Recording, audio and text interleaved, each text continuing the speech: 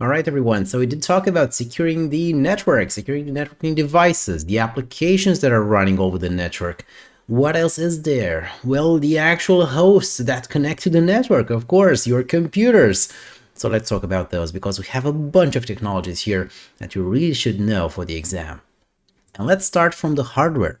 And we do need some sort of trust in the hardware itself that we're using because most companies out there don't have the luxury of developing their own hardware.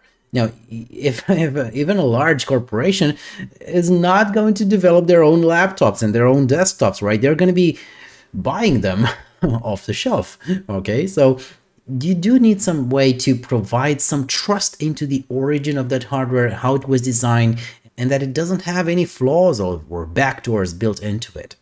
Now, the first element here that comes into discussion is called the hardware root of trust, ROT, also known as the trust anchor. It's just a secure subsystem built into the hardware of a laptop, of a desktop, or of a server that is supposed to provide attestation. Now, attestation is a process that's simply just a declaration, a statement, saying that my current state as a system is secure and can be trusted. So for example, a type of attestation might happen whenever a computer joins the network, your company computer joins the network, and before it receives access to the rest of the resources in the network, it's supposed to send some sort of a report or an attestation saying that I have scanned my internal operating system files. I haven't found any malware in there, and I haven't found any of those files that haven't been tampered with. So I can be trusted and I can be given access to the network. That report is supposed to be signed, digitally signed, and then the network access server or whoever decides whether that computer is going to gain access to the network is going to validate that signature. And if the network access server trusts the fact that the private key used to sign that report, that attestation report, is stored safely and can only be accessed in a secure manner, then the signature is trusted, then whatever report was signed by that signature is trusted as well, and the entire state of the system is trusted, and the computer is given access to the network. And from a hardware perspective, this implementation is usually built into the TPM, the Trusted Platform Module chip. Now, TPM by itself, by definition, is just an implementation. It's not necessarily a chip, because there are situations where the TPM can be implemented in software, can be emulated in software, which often happens with virtual machines, right? We have operating systems, Windows 11, for example, which at some point was really picky about having a specific version of TPM support on the machine that it's running. Now, what if that operating system was running on a virtual machine? Then you would need some sort of a virtualization environment that is able to emulate the behavior of a TPM in order to properly present it to Windows 11. So TPM is an implementation. It can be implemented in software, is more often than not implemented in hardware, but don't think of TPM as a simple chip and that's it. Now, the TPM is just a storage, a secure storage for cryptographic material. It can store encryption keys, user identity, user passwords, whatever you need to store in there. But its major benefit is that it is tamper-proof. It cannot be hacked, or if it's hacked, it cannot be coherently changed so that once a malicious user has managed to change the contents of the TPM, it can still use it just like nothing happened. It just doesn't go like that. It's completely tamper-proof. Sometimes this behavior is identified as crypto shredding. That is, whenever you try to tamper with the contents, those contents are immediately destroyed so that you don't even get the chance to use whatever you managed to change inside of that TPM. And in general, these attacks are so difficult to conduct and require so much interaction with the actual hardware that the level of security provided by a TPM chip or software implementation is considered to be sufficient for enterprise requirements nowadays. And you might be thinking, well, if I'm not allowed to make any changes inside of that TPM, then how the heck can I store some information in there? You just said that it's used to store cryptographic information such as keys and passwords. So how do I do that if I'm not allowed to make any changes in there? Well, the idea of a TPM is actually more like of a black box. It's a black box that has a predefined key built into it, which is called an endorsement key, which is basically just a private key because it never leaves the TPM. But the TPM itself can be used as a black box, as in it exposes specific cryptographic operations to you, such as generate a new set of keys for me for disk encryption, or generate a valid private key for email signing, or generate something for me based on that endorsement key, so that if you have access to the TPM, you can use it to generate this stuff for you, but you can never actually change that endorsement key that is built into it. Now, the next item to be secured right after your computer starts up is the first piece of software that is being loaded when your computer boots up. And in most cases, that's going to be your operating system. And it's very important to make sure that you can trust the operating system that you're loading, and you can trust its files, because if the operating system is compromised, then it doesn't matter what kind of security solutions you're trying to install on top of it later on, because the foundation, now the operating system, is compromised. And I'm sure you might have heard about the computer BIOS, which stands for Basic Input-Output System. And some people still reference it like that, still think that their computer has a BIOS, when in fact what it has is, or what actually launches the operating system, is called the UEFI, the Unified Extensible Firmware Interface. Now, at its core, it does pretty much the same thing, has pretty much the same features as a BIOS, but it also can enforce a lot more security features, very relevant when loading operating system files. One of the first protection mechanisms implemented in UEFI is called Secure Boot. Now, Secure Boot is just a way to make sure that whatever operating system you're booting, right after evaluating all the hardware checks in the UEFI code, hasn't been tampered with and it doesn't contain any malware code. So how does it do this? Well, it doesn't run a malware scanner, of course. This is too low level for that. But, when talking about integrity of files, making sure that those files haven't been tampered with, haven't been changed, haven't been altered by a hacker or by some malware. Well, how does this happen in any other scenario? Well, we rely on some hashing functions, and going one level or higher, we can rely on some digital signatures. So what exactly happens here with Secure Boot is that UEFI, the UEFI code, stores known certificates from known operating system vendors, so that when the operating system boot files are evaluated, such as the bootloader or the kernel, well, those files are checked to see whether they are digitally signed by one of those recognized companies, one of those recognized certificates that are stored in the UEFI code. And just like with any other digital signature or just hashing functions, if a malicious user attempts to change anything in those boot files, well, then the signature is not going to match anymore and Secure Boot is going to fail. One important detail to remember here, as you can see the certificates are stored in the UEFI code, is that Secure Boot doesn't really require a TPM to work. It does require UEFI, but it doesn't require a TPM. Next method on the list is called measured boot. Now, measured boot, as you can see from the slide here, kind of sounds pretty much the same as Secure Boot, right? But with two major differences. It still checks for the operating system hashes, it still validates them, but with two major differences. The first one is that measured boot is not going to stop you from booting a malicious operating system set of files, but it's still going to alert you if any changes have been detected. Secondly, measured boot uses the TPM and uses some special registers inside of the TPM chip in order to perform these hash checks of operating system files.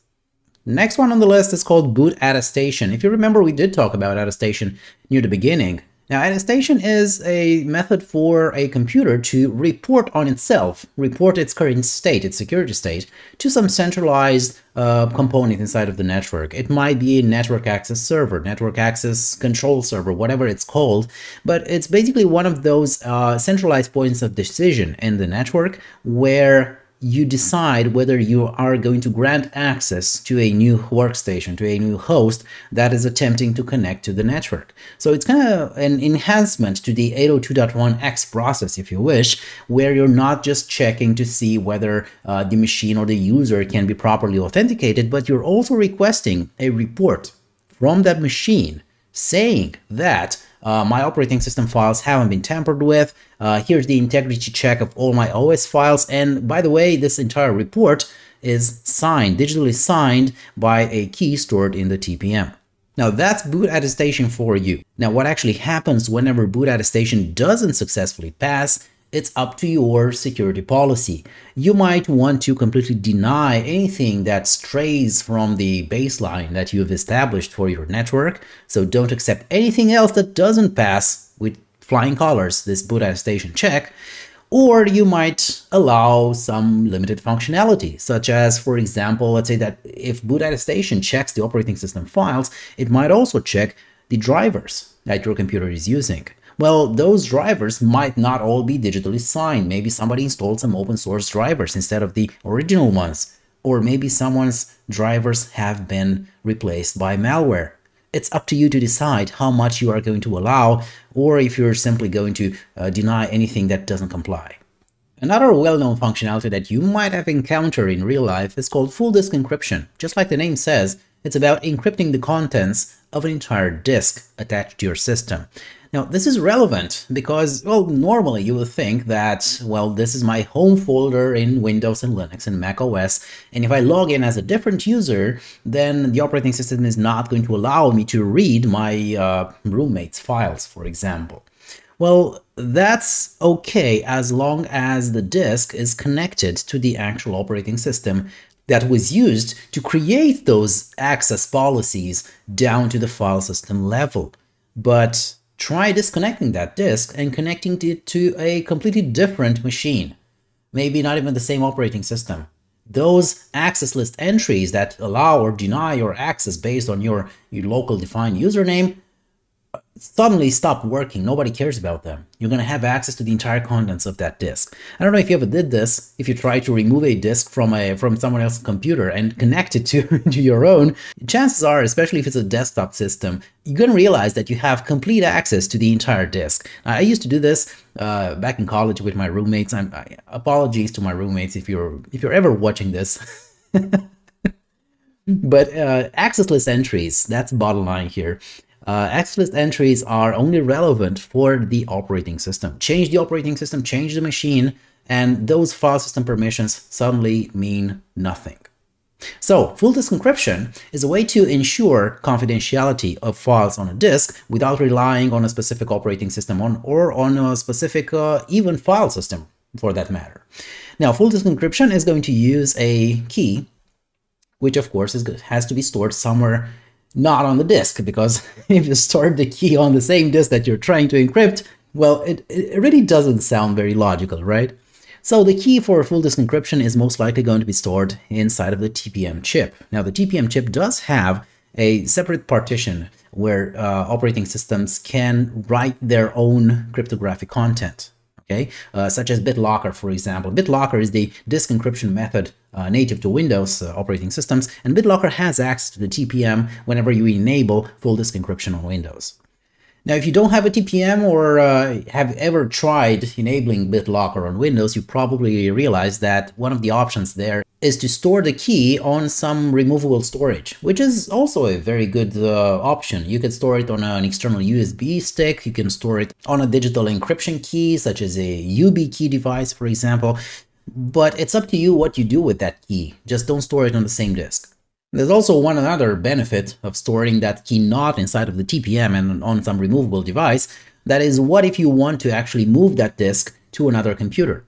Maybe you're upgrading the computer, you're upgrading the server, the desktop that you're working on, or you're simply moving it to another system. We're not talking here about malicious intent, but as a normal, change management in your company. What do you do with the key? Because the key is stuck with that TPM, all right? So if you store the key somewhere else, you can also get the chance to move that disk to a new computer, bring the key with you, and you can continue working with that disk using its full disk encryption feature still enabled. Now, as you can probably guess, encrypting and decrypting stuff is no easy task, especially if you're using some up-to-date encryption algorithms. They're hard to break. Well, they're also very computing intensive. So it's going to take a toll on the CPU, on the memory of your computer, if you're keep working with and constantly reading and writing to and from a disk with full disk encryption.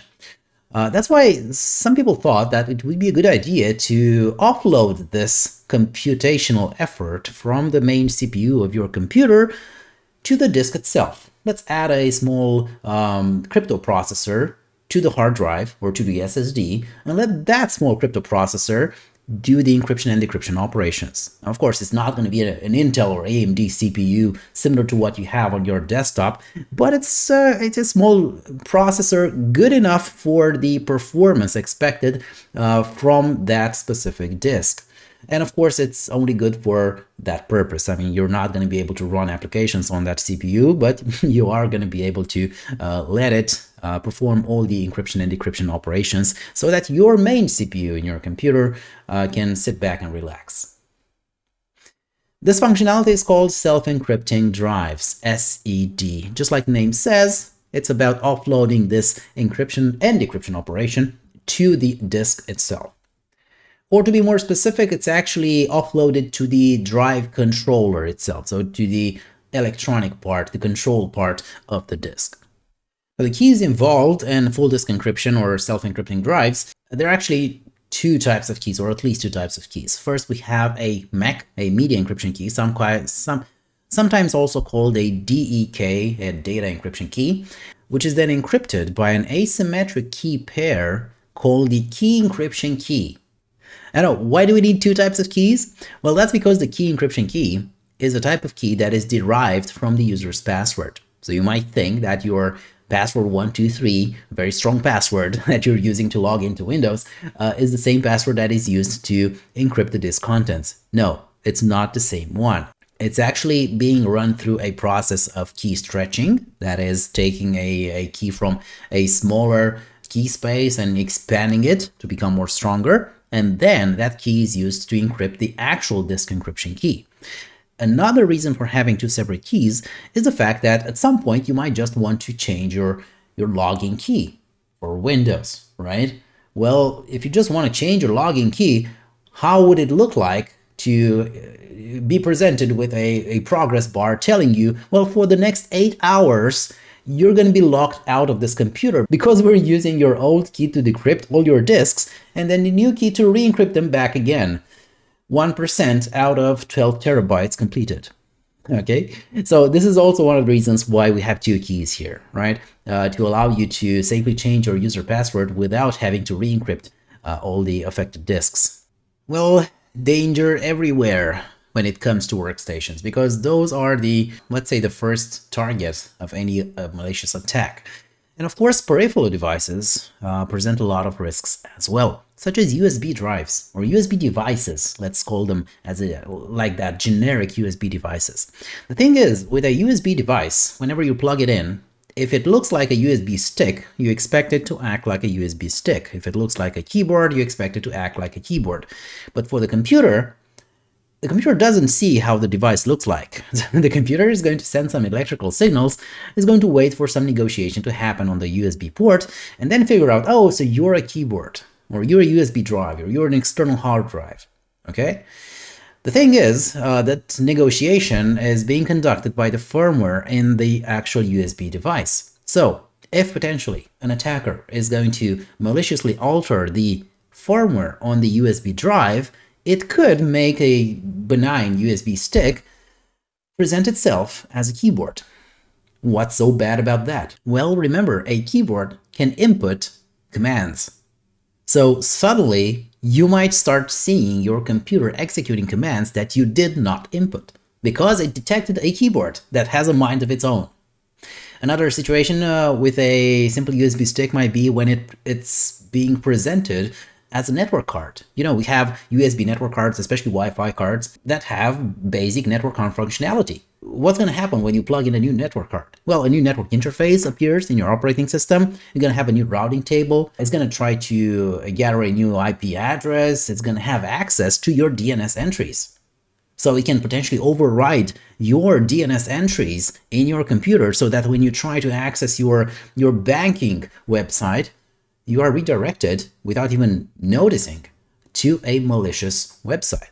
So two situations here that can be extremely difficult to detect based on the fact that the firmware on external USB devices can be maliciously altered. How do you avoid this? Well, educating users might be a good start, especially educating users into not plugging in all the devices that they found lying around the office or even in the parking lot.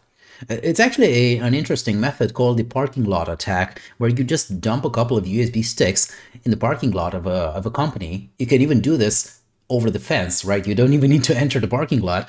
And then expect that somebody is going to see that USB stick lying in there when they come back to their car and say, well, that's my lucky day. Now I just found a, wow, 1 terabyte USB stick in here. Let me grab it and start using it, right? And then they plug it into their company computer and then hell breaks loose. All right.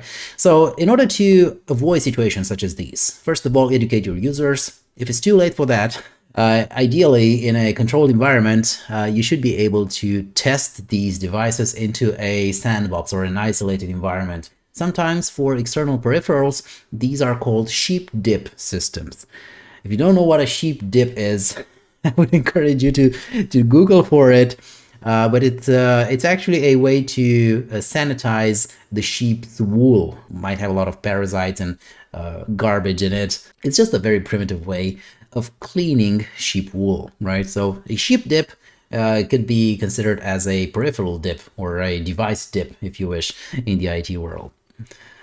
And of course, ideally, those sandboxed environments should be completely isolated from any network, and should also include some sort of monitoring software. So it's going to alert you if it sees new network interfaces popping up, new processes being launched, doing something that it's not supposed to do. So that's how you would be able to detect USB drives that don't behave like USB drives. And we actually need this type of behavioral analysis because a simple malware scan is not going to detect anything wrong with the firmware of that device. Because if that device is programmed to present itself as a network card, well, the antivirus software is going to say, well, that's a network card. That's a valid network card. What do you want me to do about that? Again, the computer doesn't know that what you just plugged in looks like a USB stick. It thinks it's a real network card. Now, and don't forget about auto-run risks. Remember when auto-run was a real danger many, many years ago on CD drives, on even on floppy disks?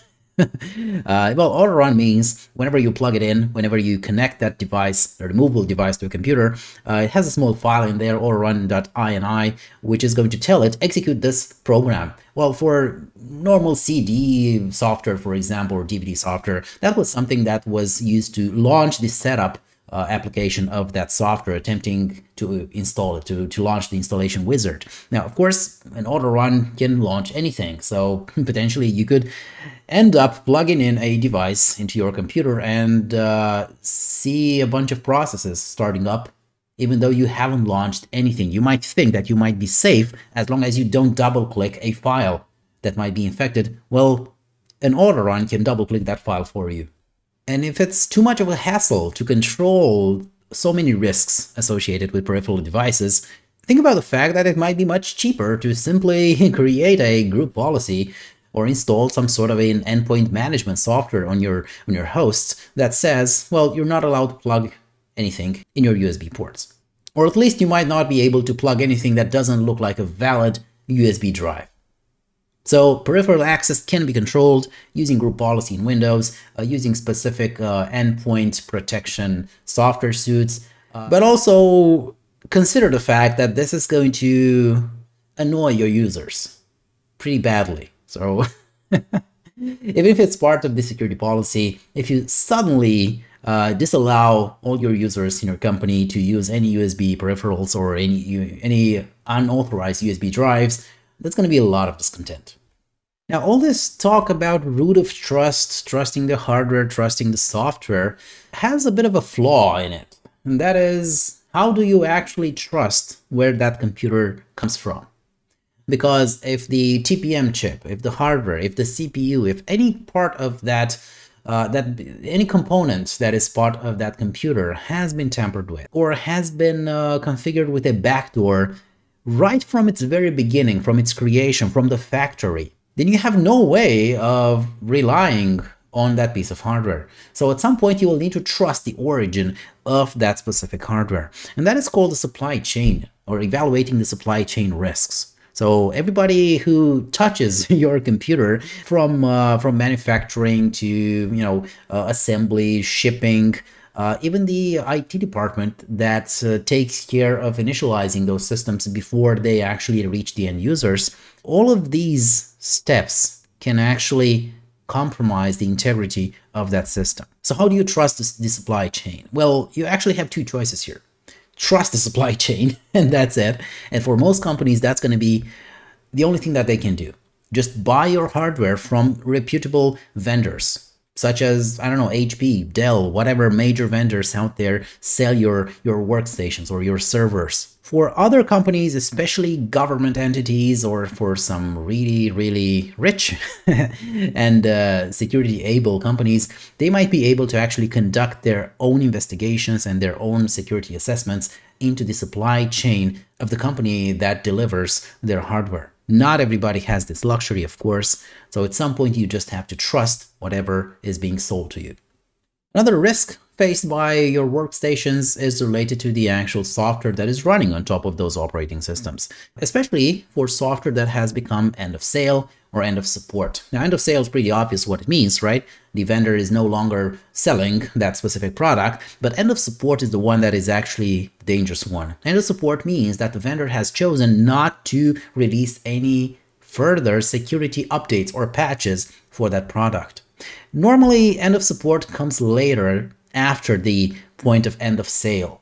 For some vendors, it might be maybe 1 year, maybe 3 years, maybe 5 years, maybe 7 years. But that's when things actually start becoming dangerous. If your software that you're using, and it might not be just a piece of software, it might be the software inside of your firewall appliance, let's say. Well, it's a box, it's a hardware box, but it is running some piece of software in it. And that software at some point is not going to receive any more updates. That's the point of end of support. That's probably when you should think about replacing the device altogether.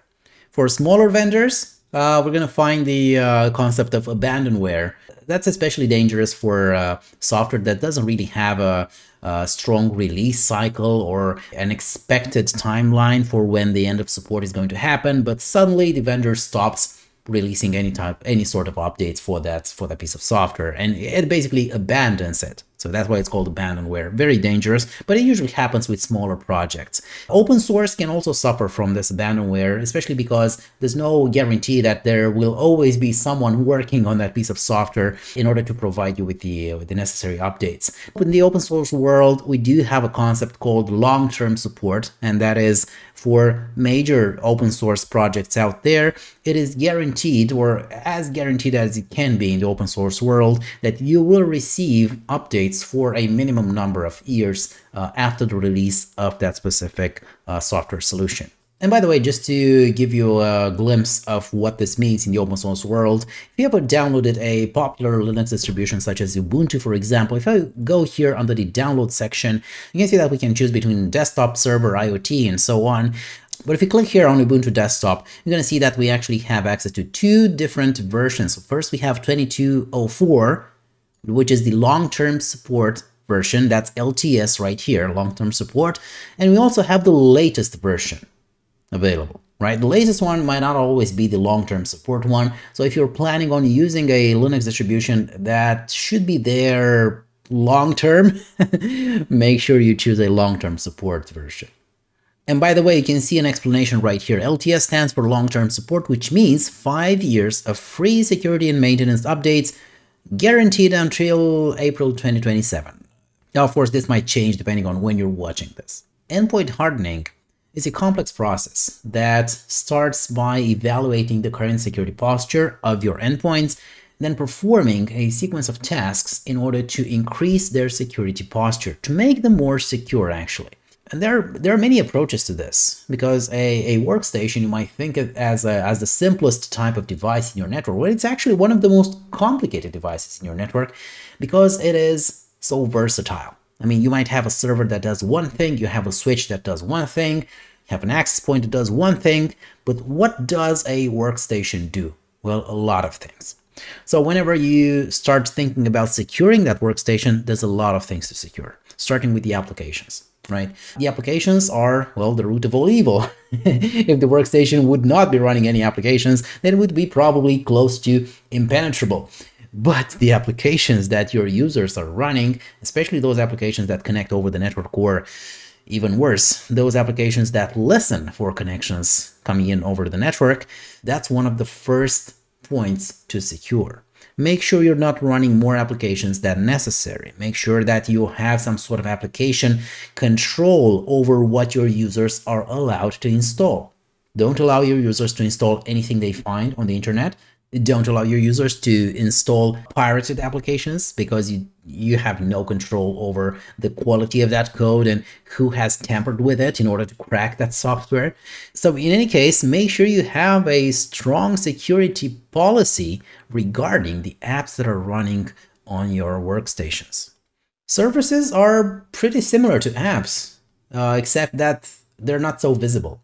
So these active services that run in the background in your operating systems might reveal intrusion attempts, or might invite or might present a risk for a potential intrusion attempt. Many services are available by default, many services listen for network connections, and many services are useless as far as the purpose for your workstation goes. So make sure you evaluate what exactly are the default services available in Windows and Linux and macOS, whatever you're running, and try to figure out, do I need this or should I stop this, right? Should I allow this to run?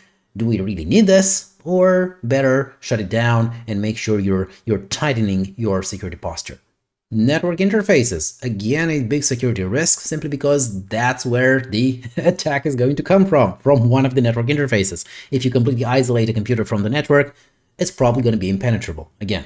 So network interfaces, many devices have more than one, especially cable network interfaces or Wi-Fi network interfaces, even mobile devices that have cellular connectivity. Make sure you're not allowing those additional network interfaces if you don't really need the benefits that they bring to you. Also, make sure that you take care and secure, at least with minimal security, the management interfaces of your devices. And now most workstations, though most desktops and laptops don't really have a management interface, but your servers, your switches, your routers, your load balancers, your whatever runs in your data center, most likely is going to have management interfaces. People don't really think about securing those management interfaces because they assume that those are already on a separate network, which by some heavenly miracle is apparently secure by itself without doing anything. It's not, okay? It's just a regular data network, which should be secured just like your regular production network. Make sure you secure the external devices that connect to your workstations. We already talked about this. Make sure you have some sort of a control over what peripherals are allowed or what type of external devices your users can connect to their workstations. And securing storage, securing data that is stored on your computers. Disks or entire computers get stolen, not to mention mobile devices. So it would be a good idea to enable full disk encryption. Fortunately, pretty much all mobile devices nowadays do this by default, but with laptops and desktops, it's not available by default, or at least not with all of them. So make sure you check whether this functionality is available and try to enable it globally. Don't rely on your users enabling it because they're not going to do it.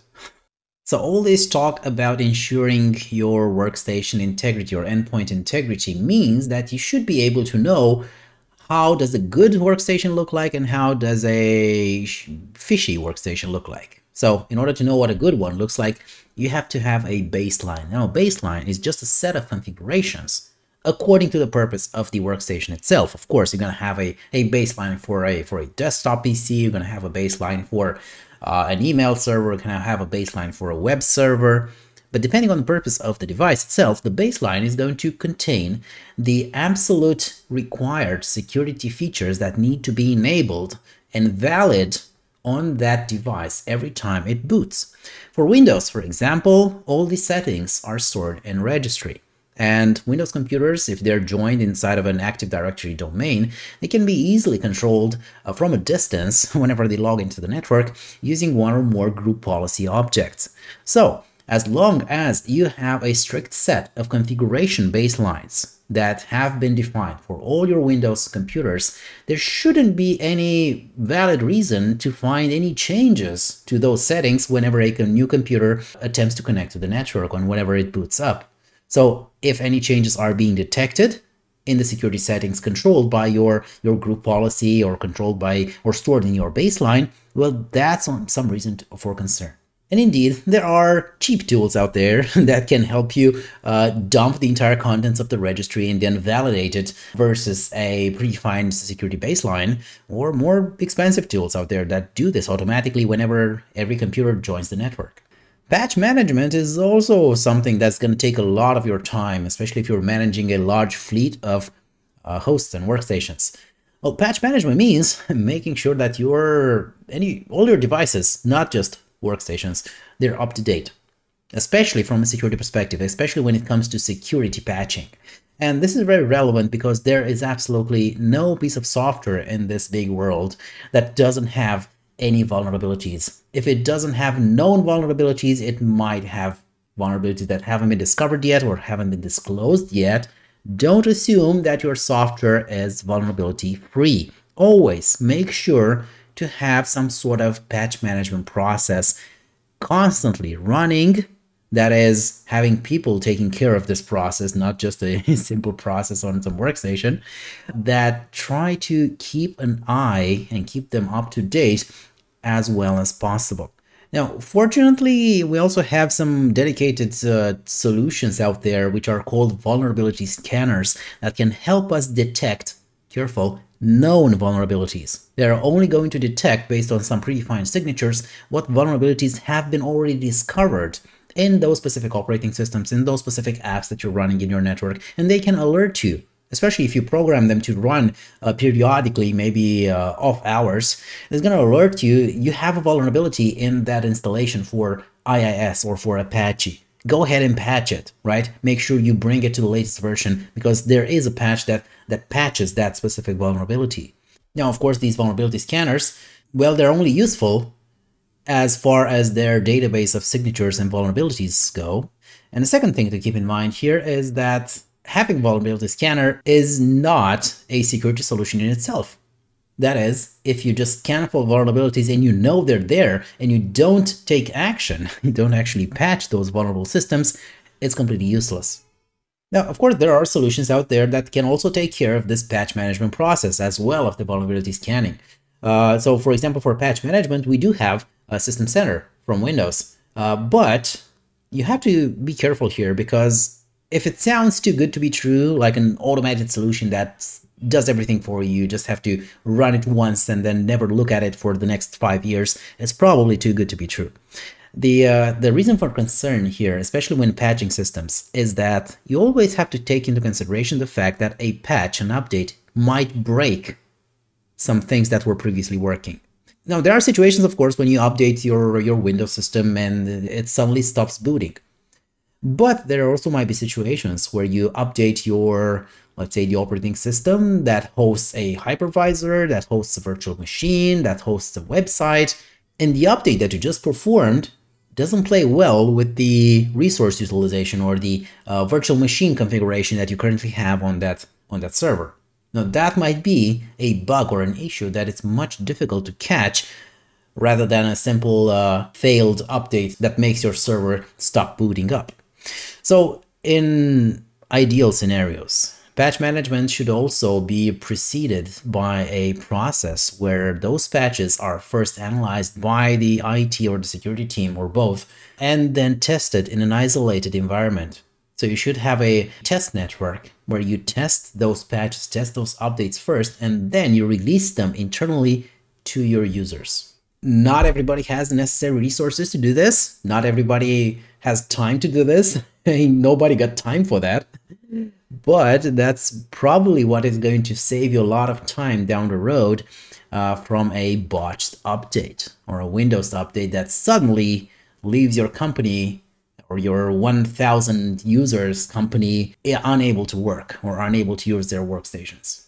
And there can be a lot of issues, as you can probably imagine, with devices that are very old, that don't really have updates available anymore, or with devices that are not really designed to be updated, especially some quote-unquote smart IoT devices out there that don't even have a management interface, or they have a management interface such as a service port, but it's not for you to use it. That was a service port that was used to program the device from the factory, but you have no access to it, right? You have no way of upgrading that software on your own. I've had this happen to me with some smart speakers in my home, and I don't want to say the brand, but it's an expensive brand. I mean, I was kind of shocked by this. I tried to update the software on that speaker because it had a USB port in there. I was wondering why doesn't it work? And then I read online that the service port was only for the manufacturer because it uses a non-standard voltage in order to upgrade the software on that device. Allow me to upgrade the software. I mean, it's a smart device in my home, sitting in my home, in my Wi-Fi network, doing God knows what in there if it becomes compromised. And unfortunately, this is a situation with a lot of smart devices out there, which are not going to allow you to perform these security operations by yourself. All right, so it keeps saying that there are some endpoint security solutions out there, dedicated software solutions for protecting your endpoints, for protecting your workstations. Let's see what are the categories you're going to find these solutions in. Starting with the basic ones, such as solutions for malware protection. In other words, antivirus. That's it. So we could have solutions here based on specific malware signature scanning. That is, they rely on a database of signatures that you need to periodically download and update in order for the malware solution to be up to date. Or we can also find solutions in here that rely on the cloud to scan their files. Now, most of them don't send those files to the cloud.